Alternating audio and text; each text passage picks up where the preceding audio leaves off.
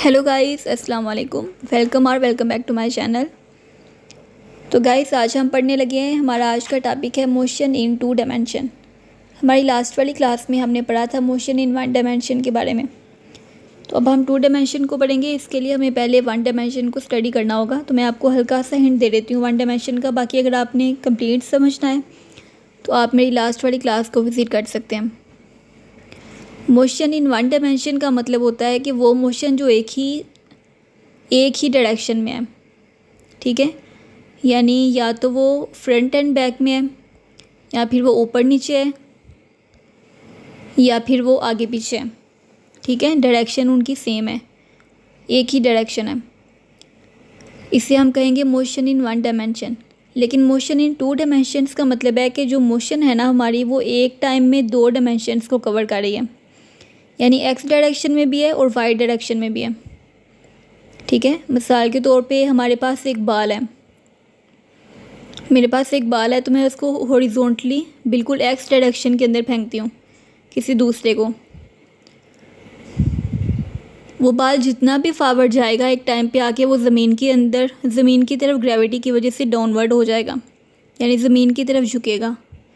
तो ये डायमेंशन क्या हो गई, जो मैं फेंकूँगी उसको तब वो एक्स डायरेक्शन में होगा, और फिर आहिस्ता आहिस्ता वो डाउनवर्ड होता जाएगा ज़मीन की ग्रेविटी की वजह से, तब वो हो जाएगा वाई डायरेक्शन में।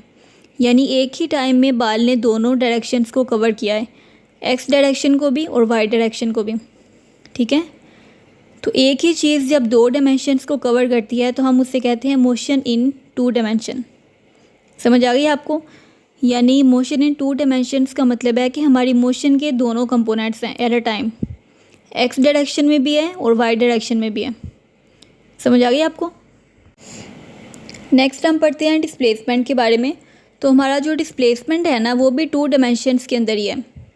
डिस्प्लेसमेंट भी हमारा 2 डायमेंशनल क्वांटिटी है, क्योंकि डिस्प्लेसमेंट वेक्टर क्वांटिटी है। वेक्टर क्वांटिटी का मतलब क्या है कि डिस्प्लेसमेंट के अंदर मैग्नीट्यूड भी है और डायरेक्शन भी है, ठीक है। वेक्टर क्वांटिटी का मतलब क्या है कि हमारे पास डिस्प्लेसमेंट का मैग्नीट्यूड भी है और डायरेक्शन भी है। इसको हम किस फार्मूले से समझेंगे? R = √x² + y²। ये इसका फार्मूला है। इसमें थीटा किसके इक्वल आएगा? थीटा = tan इनवर्स y/x, ठीक है। ये मैं आपको आगे एग्जांपल से समझाती हूँ, आपको फिर समझ आएगी। एग्जांपल हमारे पास है कि एक आदमी है जो पहले 3 मीटर ईस्ट की तरफ जाता है, ठीक है। एक आदमी घर से निकला है और वो 3 मीटर ईस्ट की तरफ जाता है। उसके बाद वो ईस्ट की तरफ जाने के बाद आगे 4 मीटर नॉर्थ की तरफ मुड़ जाता है। यानी घर से निकलने के बाद 3 मीटर ईस्ट की तरफ जाता है, फिर 4 मीटर नॉर्थ की तरफ मुड़ जाता है, ठीक है। तो इसका टोटल डिस्प्लेसमेंट हमें बताएं कि इसने कितना कवर किया। ये हम कहाँ से फाइंड करेंगे? ये हम फाइंड करेंगे R = √x² + y² के फार्मूले से, जो फार्मूला मैंने आपको ऊपर बताया है। x² की जगह पे आएगा 3² और y² की जगह पे आएगा 4²। 3² + 4² कितना बना? 9 + 16।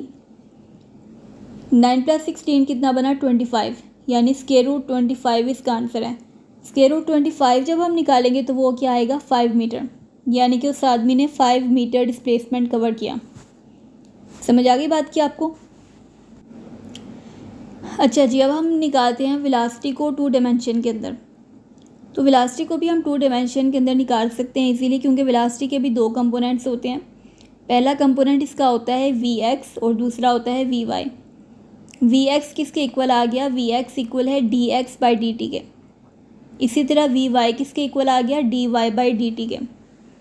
रिजल्टेंट हम सेम उसी फार्मूले से निकालेंगे, सिर्फ इसके अंदर पैरामीटर्स चेंज हो जाएंगे। लास्ट में हमने जो पैरामीटर्स पढ़े थे वो डिस्प्लेसमेंट के थे। अब हम जो पैरामीटर्स पढ़ रहे हैं वो वेलोसिटी के हैं, ठीक है। तो वेलोसिटी का पैरामीटर आएगा रिजल्टेंट V = √vx² + vy²। इसी तरह थीटा के पैरामीटर चेंज हो जाएंगे। थीटा = tan इनवर्स Vy/Vx, ठीक है। उधर डिस्प्लेसमेंट के आए थे, इधर आ गया वेलोसिटी के। समझ आ गई आपको? कि मैं आपको एग्जांपल से समझाती हूँ कि आप अज्यूम करें कि एक बोट है जिसकी स्पीड है 4 मीटर पर सेकंड नॉर्थ की तरफ, ठीक है। एक बोट जा रही है 4 मीटर पर सेकंड की स्पीड से नॉर्थ की तरफ, जबकि जो रिवर का फ्लो है ना, दरिया का जो बहाव है, वो 3 मीटर पर सेकंड ईस्ट की तरफ है। दरिया का बहाव 3 मीटर पर सेकंड ईस्ट की तरफ है, जबकि जो बोट हमारी जा रही है वो 4 मीटर पर सेकंड नॉर्थ की तरफ जा रही है।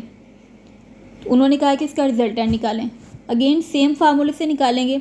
रिजल्टेंट के फार्मूले से v equal square root v x square plus v y square. V x square की जगह पे क्या आ जाएगा, 4 मीटर पर सेकंड स्क्वायर जो कि 16 बनता है। इसी तरह वी वाई स्क्वायर की जगह पे आ जाएगा 3 मीटर पर सेकंड ईस्ट की तरफ जो कि 9 बनता है। 16 प्लस 9 अगेन 25 बन गया। 25 का स्क्वायर रूट लेंगे तो वो क्या आएगा 5। तो इसकी स्पीड रिजल्टेंट इसका कितना आ गया 5 मीटर पर सेकेंड। क्लियर हो गया आपको। यानी वेलोसिटी के कंपोनेंट्स और डिस्प्लेसमेंट के कंपोनेंट्स यानी वेलोसिटी और डिस्प्लेसमेंट सेम ही पैरामीटर से निकालेंगे, सिर्फ इसके कंपोनेंट्स चेंज हो जाएंगे। चलें जी, पहले हमने निकाला डिस्प्लेसमेंट को 2 डायमेंशन के अंदर, फिर हमने निकाला वेलोसिटी को 2 डायमेंशन के अंदर। अब हम निकाल रहे हैं एक्सेलरेशन को 2 डायमेंशन के अंदर। ठीक है, एक्सेलरेशन के भी सेम कंपोनेंट्स हैं। A x equal d v by d t x और ए वाई इक्वल आ जाएगा d v by d t y. ठीक है, सेम वही है। रिजल्टेंट भी इसका सेम वही रहेगा, ए इक्वल स्क्वायर रूट ए एक्स स्क्वायर प्लस ए वाई स्क्वायर। थीटा भी सेम रहेगा, यानी हर चीज़ बिल्कुल सेम है, सिर्फ इसके कंपोनेंट्स चेंज किए हमने। एग्जाम्पल इसकी समझ लो कि एक कार जो है वो चल रही है 2 मीटर पर सेकेंड स्क्वायर ईस्ट की तरफ और फिर 3 मीटर पर सेकेंड स्क्वायर नॉर्थ की तरफ। तो इसका रिजल्टेंट निकालना है हमने। अगेन सेम फार्मूले से निकालेंगे, रिजल्टेंट के फार्मूले से, जो कि नंबर 2 में हमें दिया गया है। ए इक्वल स्क्वायर रूट ए एक्स स्क्वायर प्लस ए वाई स्क्वायर। ए एक्स स्क्वायर की जगह पे आ जाएगा 2 स्क्वायर जो कि 4 बनता है। ए वाई स्क्वायर पे आ जाएगा 3 स्क्वायर जो कि 9 बनता है। तो 9 प्लस 4 कितना बना 13। 13 का जब हम स्क्वायर रूट निकालेंगे तो वो रिजल्टेंट कितना आएगा, स्क्वायर रूट 13 अगर हम निकालेंगे तो वो कितना आएगा 3.6 मीटर पर सेकेंड स्क्वायर, जो कि आ जाएगा इसका एक्सेलरेशन। समझ आ गई आपको।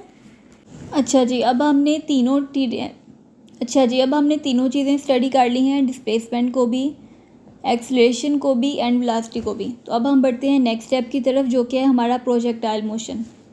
तो प्रोजेक्टाइल मोशन का बेसिकली मतलब क्या होता है। प्रोजेक्टाइल मोशन का मतलब है कि कोई ऑब्जेक्ट जो कि ग्रेविटी के अंडर होता है, ऑब्जेक्ट अंडर ग्रेविटी। ठीक है, जैसे फ़र्ज़ करें कि मेरे पास एक बॉल है और मैं बॉल को ऐसे किसी दूसरे की तरफ फेंकती हूँ, तो वो बॉल पहले तो एक्स डायरेक्शन में जाएगा और फिर वो ज़मीन की तरफ आएगा वाई डायरेक्शन में।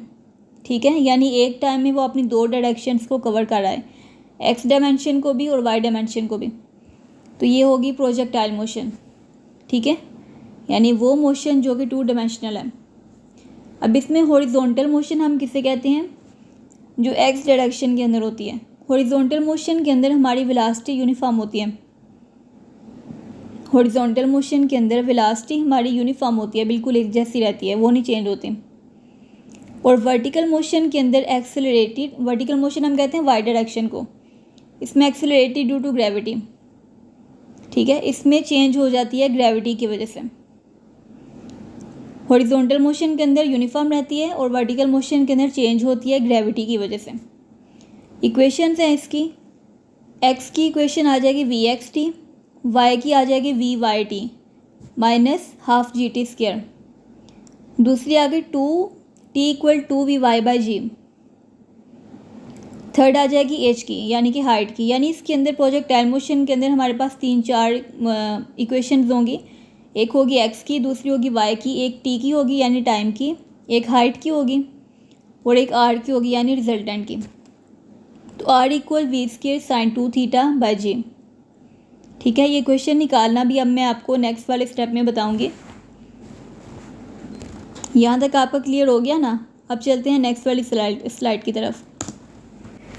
जी, तो अब आपने जो कुछ पढ़ा है ना अब प्रोजेक्टाइल मोशन में, मैं आपको एग्जांपल से समझाती हूँ। यानी कि एक बाल है जो जिसको हमने फेंका है 20 मीटर पर सेकेंड के साथ 30 डिग्री एंगल पे। ठीक है, 30 डिग्री एंगल पे उसको फेंका है 20 मीटर पर सेकेंड की स्पीड के साथ। अब जो आपको पीछे वाली स्लाइड में मैंने आपको पैरामीटर्स बताए थे ना वी एक्स के, उसके अंदर वैल्यू लगाएंगे थीटा की भी और वेलोसिटी की भी। वी वाई के अंदर अगेन वैल्यूज़ लगाएंगे, टाइम के अंदर वैल्यूज़ लगाएंगे, हाइट के अंदर लगाएंगे, रेंज के अंदर लगाएंगे। इन सब के अंदर हम अपनी वैल्यूज़ को पुट करेंगे तो हमारे पास ये डायरेक्ट वैल्यूज़ आएंगी।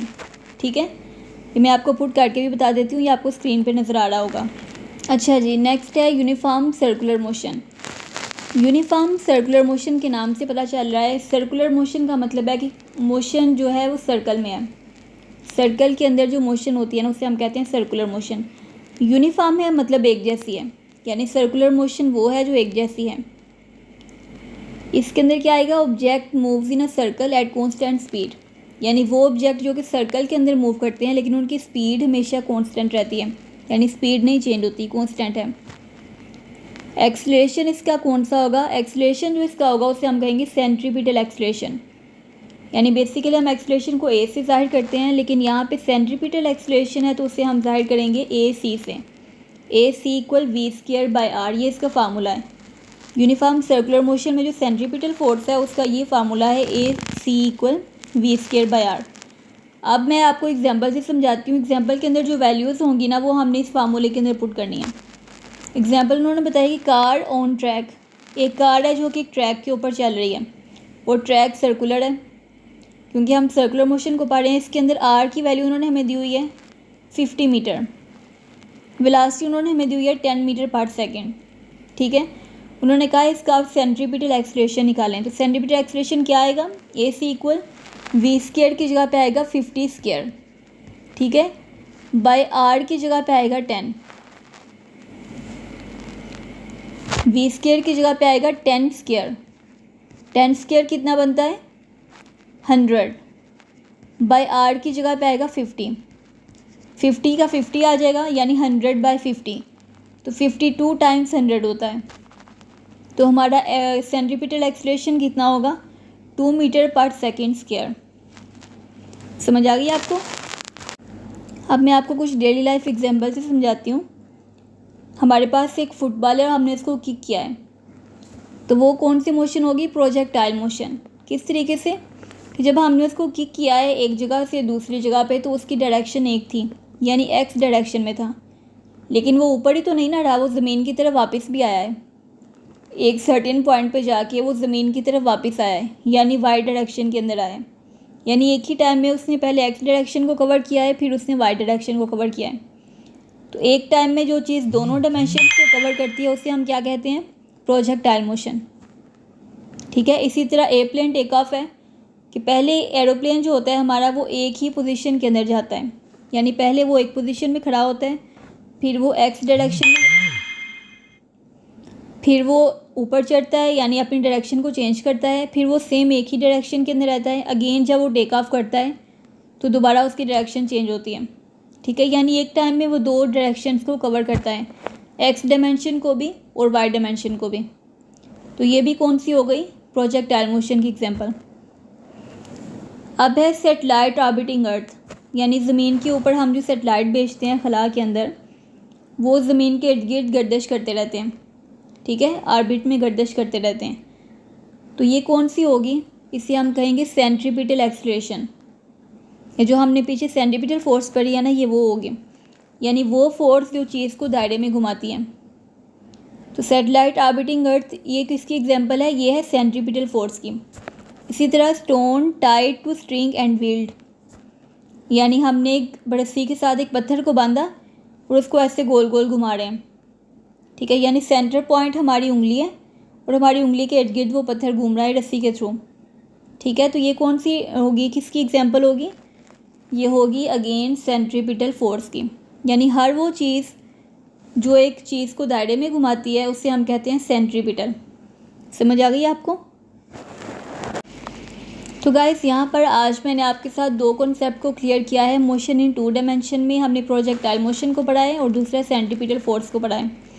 मोशन इन 2 डायमेंशन का क्या मतलब है कि resolving into x and y components, यानी एक मोशन को 2 कंपोनेंट्स के अंदर चेंज करना, एक्स कंपोनेंट के अंदर और वाई कंपोनेंट के अंदर। ठीक है, इसके अंदर कौन कौन सी फोर्सेस आती हैं, कौन कौन सी मोशन आती हैं, एक है प्रोजेक्टाइल मोशन, दूसरी है सर्कुलर मोशन। ठीक है, मैंने आपको एग्जांपल्स के थ्रू समझाया है। आई होप आपको अच्छे से समझ आ गई होगी। अगर आपको किसी चीज़ की नहीं समझ आई तो आप कमेंट में मुझसे पूछ सकते हैं, मैं नेक्स्ट टॉपिक उसके ऊपर बना दूँगी। ठीक है, तो मिलते हैं नेक्स्ट वीडियो में एक नए टॉपिक के साथ, एक नए एक्सप्लेनेशन के साथ। अपना बहुत सारा ख्याल रखिएगा। अल्लाह हाफिज़।